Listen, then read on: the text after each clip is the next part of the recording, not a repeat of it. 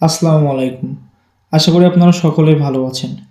তো গত রিসেন্টলি যে পূর্বের যে ভিডিওটি আমি আপনাদের সাথে শেয়ার করেছিলাম সেটি ছিল হচ্ছে জাতীয় বিশ্ববিদ্যালয়ের ভর্তি হয়ে অর্থাৎ ভর্তি হওয়ার পূর্বে আপনাদের অ্যাডমিশন পরীক্ষা দিয়ে ভর্তি হতে পারবেন। এটা নিয়ে আলোচনা করেছিলাম। তবে সেখানে এটাও বলে দিয়েছিলাম যে এই ভর্তি পরীক্ষাটি অর্থাৎ অ্যাডমিশন পরীক্ষাটি আপনাদের কি এইচএসসি 24 ব্যাচ যারা দিয়েছেন তাদের থেকেই শুরু হবে কি না, এটা নিয়ে আপনারা অনেক স্টুডেন্ট কনফিউশনে ছিলেন।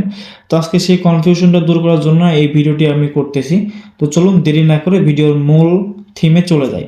তো আমি গুগল ক্রোম ওপেন করে রেখেছি এবং এখান থেকে দ্য ডেইলি ক্যাম্পাসের ওয়েবসাইটটি ওপেন করে রেখেছি। তো চলুন আমরা দ্য ডেইলি ক্যাম্পাসের ওয়েবসাইটে গিয়ে যে একটু দেখি যে আসলে তারা লাস্ট আপডেট আপনাদের সাথে আমাদের সাথে কি শেয়ার করেছে এবং এটি আমি আপনাদের সাথে শেয়ার করব।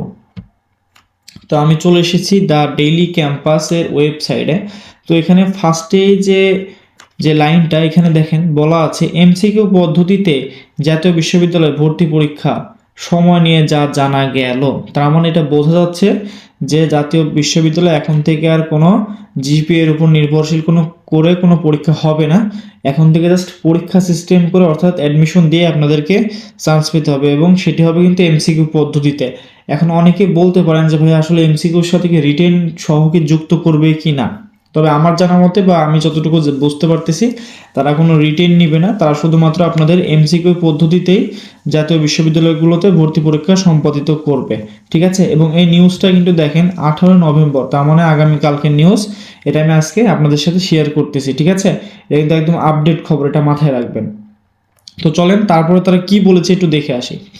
এখানে লেখা, সম্প্রতি জাতীয় বিশ্ববিদ্যালয় শিক্ষা এবং ডিগ্রির মান উন্নয়নে আগামী 24-25 শিক্ষাবর্ষ থেকে অধিভুক্ত সব শিক্ষা প্রতিষ্ঠানে স্নাতক সম্মান ও শ্রেণীতে ভর্তিতে লিখিত পরীক্ষা নেওয়ার ঘোষণা দেন বিশ্ববিদ্যালয় কর্তৃপক্ষ। তার মানে এখান থেকে আপনি বুঝতে পারতেছেন যে জাতীয় বিশ্ববিদ্যালয়গুলোতে কিন্তু মান উন্নয়নের জন্য আগামী 24 এবং 25 শিক্ষাবর্ষ অর্থাৎ এখান থেকে একদম ক্লিয়ারলি বোঝা যাচ্ছে যে এটা এই বছর যারা এইচএসসি 24 ব্যাচের পরীক্ষা দিয়েছেন তারাই কিন্তু এই পরীক্ষার অন্তর্ভুক্ত হবেন এবং তাদের থেকে কিন্তু পরীক্ষাগুলো নেওয়া শুরু হবে। ঠিক আছে, এবং এটা করতেছে শুধুমাত্র শিক্ষার মান উন্নয়নের জন্য। কেন করতেছে যদি আমি একটু বলি আপনাদের, দেখেন আগের বছরগুলোতে কিন্তু জাতীয় বিশ্ববিদ্যালয় অর্থাৎ অনার্স ভর্তি পরীক্ষাতে কিন্তু আপনাদের কোনো পরীক্ষা দিতে হতো না, জাস্ট যার জিপিএ যতটুকু যে যত পয়েন্ট পেয়েছে পয়েন্টের উপরে আপনারা অনলাইনে আবেদন করে সরকারি কলেজগুলোতে চান্স পেতেন। ঠিক আছে, এক্ষেত্রে যাদের জিপিএ কম ছিল তারা কিন্তু ভালো ভালো সাবজেক্ট নিয়ে পড়াশোনা করতে পারতো না। ঠিক আছে ভাইয়া, তো শুধুমাত্র যাদের জিপিএটা ভালো ছিল শুধুমাত্র তারাই ভালো ভালো টপিকস এবং ভালো ভালো সাবজেক্ট নিয়ে পড়াশোনা করেছে, এই জন্য অনেক শিক্ষার্থীর মধ্যে ভেদাভেদ তৈরি হয়েছিল। আবার এটাও আপনি একটু খেয়াল করবেন যে জাতীয় বিশ্ববিদ্যালয়গুলো পড়াশোনার মান এতটাই নিচে নেমে গিয়েছে যে জাতীয় বিশ্ববিদ্যালয়গুলোতে অনেক স্টুডেন্ট আছে পড়াশোনা করে আসলে এখনো বেকারত্বের দিকে এগোচ্ছে, বেকারত্বের দিকটা কমতেছে না, যার কারণে শিক্ষা অধিদপ্তর থেকে তারা চিন্তা ভাবনা করে আপনাদের ভালোর জন্য এই উন্নয়নের জন্য 2024-25 শিক্ষাবর্ষ থেকে কিন্তু এই জিনিসটা শুরু করতে চেয়েছে। ঠিক আছে, এখন আপনারা বলতে পারেন যে ভাই আমরা তো পড়াশোনা খুব একটা করি নাই। এখন আমার কথা হচ্ছে ভাই আপনারা যদি পড়াশোনা না করেন এখন থেকে স্টার্ট করে দেন, হ্যাঁ, তাহলে আপনারা কিন্তু পাবেন।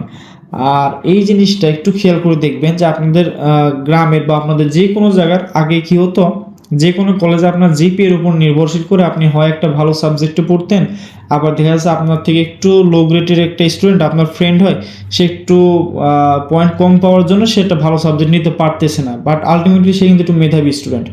তো এই যে ভেদাভেদগুলো এগুলো তো তৈরি করছিল আগে এই সিস্টেমটা, বাট এখন যে নতুন সিস্টেমটা আসতেছে এই সিস্টেমটা আসলে কিন্তু আপনাদের জন্য অনেক বেশি ভালো হবে এবং এটার জন্য আপনারা সবাই ভর্তি পরীক্ষা দিয়ে আপনার ইচ্ছা মতো সাবজেক্টকে আপনি বেছে নিতে পারবেন যদি আপনার ফলাফলটা ভালো আসে। ঠিক আছে, এবং এটা কিন্তু শুধুমাত্র এমসিকিউ পদ্ধতিতে হবে। আমি আবারও বলতেছি আপনাদের কিন্তু কোনো রিটেন পদ্ধতিতে এই বিশ্ববিদ্যালয় পরীক্ষাগুলো হবে না, শুধুমাত্র এমসিকিউ পদ্ধতিতেই হবে। ঠিক আছে, এরপরে তারা বলেছেন কি দেখেন, তবে উপাচার্যের এমন বক্তব্যের পর প্রশ্ন ওঠে, হ্যাঁ, লিখিত ভর্তি পরীক্ষা নেওয়ার মতো বিশ্ববিদ্যালয়টির পর্যাপ্ত সক্ষমতা নিয়ে। ঠিক আছে, তার মানে তারা কি লিখিত পরীক্ষা নেবে কিনা এটা নিয়ে তারা প্রশ্ন তোলে। বাট জাতীয় বিশ্ববিদ্যালয়ের একটি সূত্রে জানা গেছে, ঠিক আছে, এই ভর্তি পরীক্ষা অনুষ্ঠিত হবে বহু নির্বাচনী প্রশ্ন অর্থাৎ এমসিকিউ পদ্ধতিতেই হবে। তার মানে এখন আপনি একদম ক্লিয়ার হয়ে গেছেন যে এটা কিন্তু একদম এমসিকিউ পদ্ধতিতে হবে, কোনো লিখিত পরীক্ষা এখানে নেওয়া হবে না।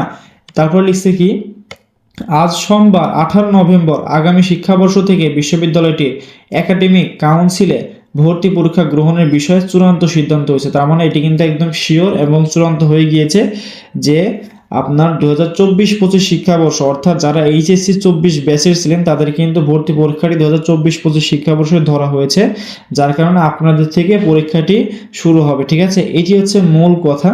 এবং এরপর যদি আপনার যদি এখনো কোনো কনফিউশন থাকে তারপর আমি আপনাদেরকে বলে দেই।